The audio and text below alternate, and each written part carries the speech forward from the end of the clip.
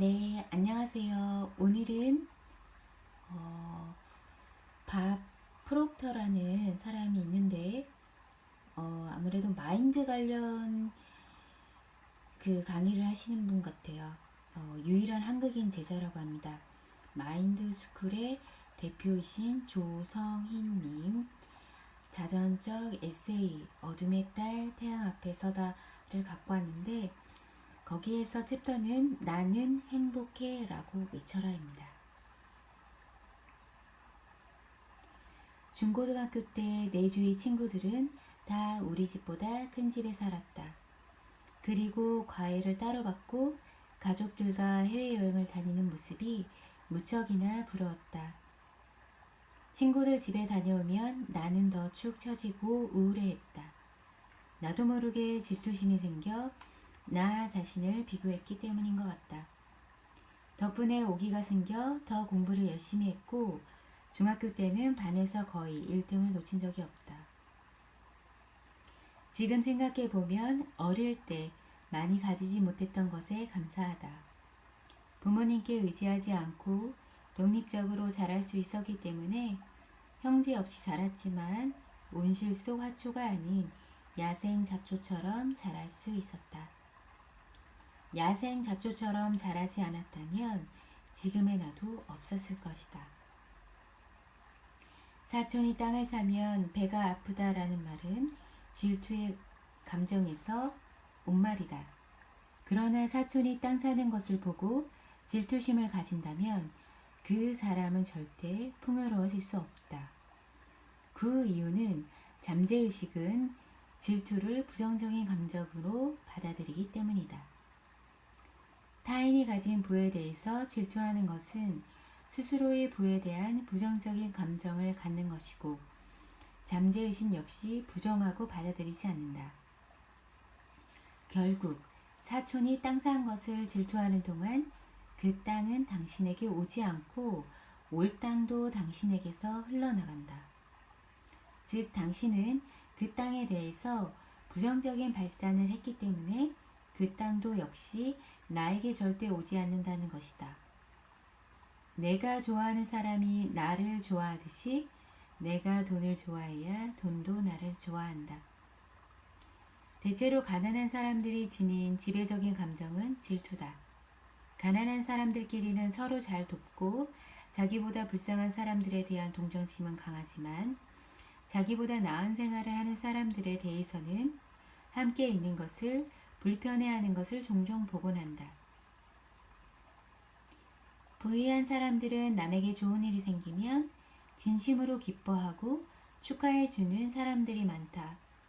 질투의 감정이 아닌 축하의 마음으로 다른 사람의 좋은 일과 부에 대해서 진심으로 축하해준다면 그 플러스 발산만큼 그 성공이 내게도 흡수될 것이다. 부유한 사람들은 남에게 좋은 일이 생기면 진심으로 기뻐하고 축하해주는 사람들이 많다. 다른 사람의 좋은 일과 부에 대해서 진심으로 축하해준다면 그 플러스 발산만큼 그 성공이 내게도 흡수될 것이다. 누군가 많은 돈을 벌었다고 할 때 질투심이 올라오려고 하면 이제는 그 사람을 위해서 그리고 자신을 위해서 기뻐해주며 말하자. 그의 부에 축복을 보냅니다. 당신이 그의 부에 축복을 발산한 만큼 당신에게도 그 축복과 행운이 올 것이다. 덧붙여서 그의 부에 축복을 보냅니다. 그리고 나에게도 행운이 오고 있습니다. 라고 외쳐주어도 좋다. 진심으로 그 사람이 가진 부와 행운을 축하해주자. 그것은 자기 자신에게도 행운을 끌어들이는 것이다. 잠재의식은 감정에 반응한다. 우리는 기분이 좋거나 나쁘거나 둘 중 하나다. 내가 선택한 생각이 내 감정에 영향을 주기 때문에 내가 기분이 좋으면 그것은 내가 좋은 생각을 하고 있다는 뜻이고 내가 기분이 나쁘다는 것은 내가 나쁜 생각을 선택했다는 의미다. 나쁜 감정은 가만히 있어도 잠재의식 속에 쉽게 들어오지만 좋은 감정은 자기 암시의 힘을 빌리지 않고는 잘 들어오지 않는다. 왜냐하면 사람들이 대부분 부정적인 생각 속에서 살아가고 있기 때문에 가만히 있으면 부정적인 생각에 나도 모르게 휩쓸린다. 불행, 분노, 좌절, 질투 등 부정적인 감정은 우리가 앞으로 나아갈 수 없게 만들고 우리의 행복을 방해하는 가장 큰 적이다. 부정적인 감정을 없애지 못하면 우리가 하는 모든 노력을 망치게 되고 성취로 얻을 수 있는 기쁨과 즐거움을 빼앗긴다. 이 감정은 삶에 아무런 도움을 주지 못할 뿐더러 삶을 파괴한다. 우리가 건설적으로 성장하고 나아가고자 한다면 부정적인 감정을 제거하겠다고 의식적으로 노력해야만 없앨 수 있다. 또 그래야만 그것이 만들어내는 마음의 슬픔과 고통에서 벗어날 수 있다. 당신이 크게 성공하고 싶다면 가장 먼저 해야 할 일이 바로 부정적인 감정을 제거하는 것이다. 사촌이 땅 산 것을 보고 배가 아프기 시작하려고 하면 나의 사촌과 그 땅에 축복을 보냅니다. 그리고 나에게도 그 축복이 함께합니다. 라고 생각을 전환한다면 기분이 다시 좋아지는 상태로 전환될 것이다.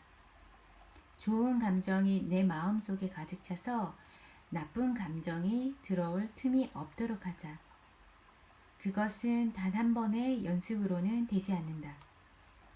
그러나 자꾸 연습하다 보면 이것도 습관이 되고 당신은 비로소 잠재의식을 조종할 수 있게 될 것이고 당신은 비로소 당신의 삶을 통제할 수 있게 될 것이다.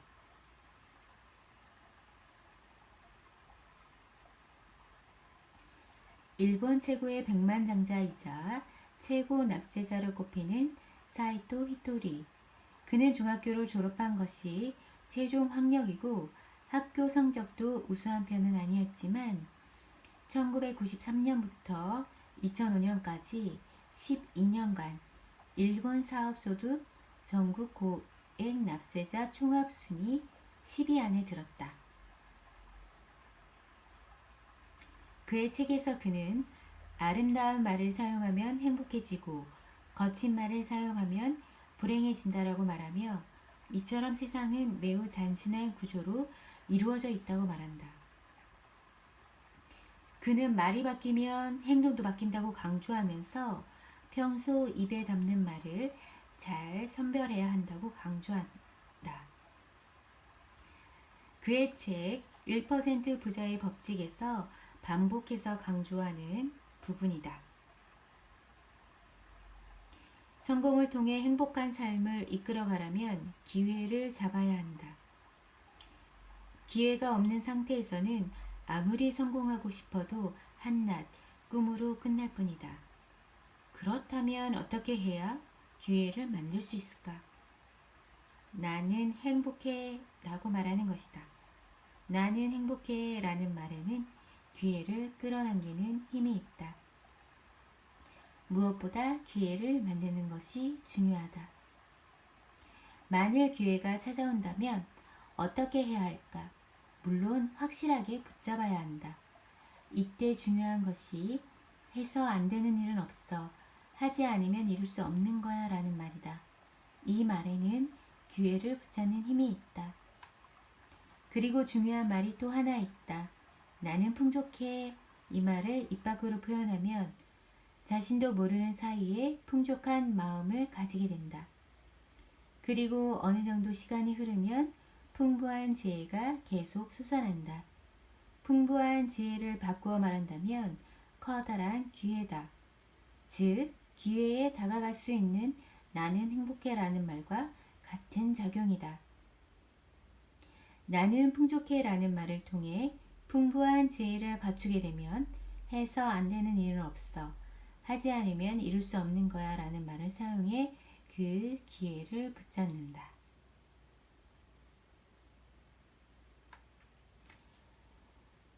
자, 이제 나쁜 감정이 스멀스멀 올라오라고 하면 거기서 내 생각을 자각하고 생각의 주인으로서 그 생각을 멈춰야 한다.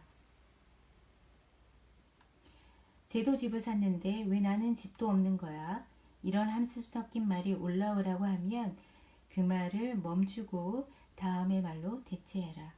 나는 행복해. 해서 안 되는 일은 없어.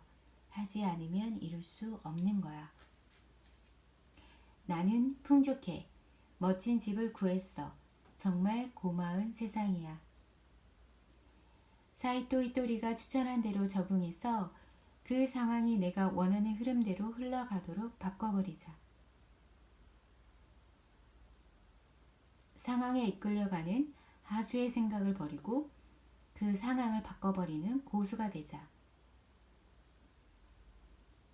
처음부터 소원이 이루어진 것을 가정하고 미리 감사하면 언제나 감사할 방향으로 일이 진행된다. 일어나지 않은 일에 대해서 미리 감사하는 것은 믿음을 넘어선 확신 상태에 있는 것으로 가장 높은 진동 상태에 있는 것이다.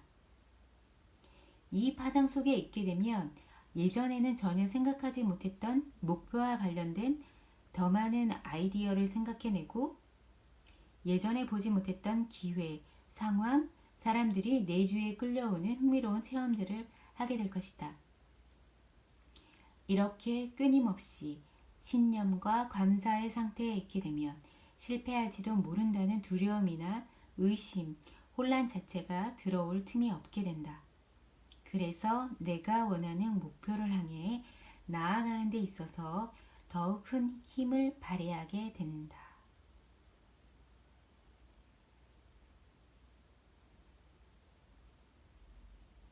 네. 처음부터 소원이 이루어진 것을 가정하고 미리 감사하면 언제나 감사할 방향으로 일이 진행된다. 일어나지 않은 일에 대해서 미리 감사하는 것은 믿음을 넘어선 확신 상태에 있는 것으로 가장 높은 진동 상태에 있는 것이다. 지금 혹시 소원이 있으시다면 한번 소원이 이루어졌다 가정하고 미리 감사해 보는 것입니다.